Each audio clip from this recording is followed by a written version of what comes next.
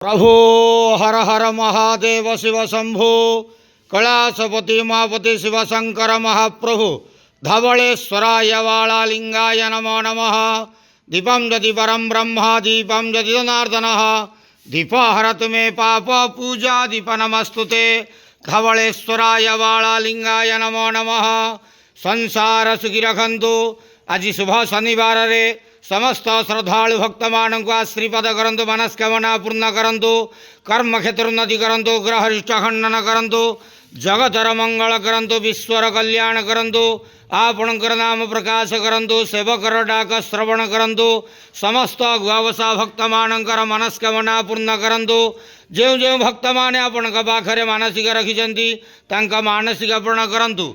धवलेश्वराय वालालिंगाय नमो नमः। संसार सुखी रखंतु आनंद गेवार हरि बोलो।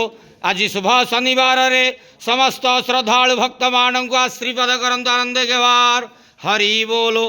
बाबा धवलेश्वराय वालालिंगाय नमो नमः।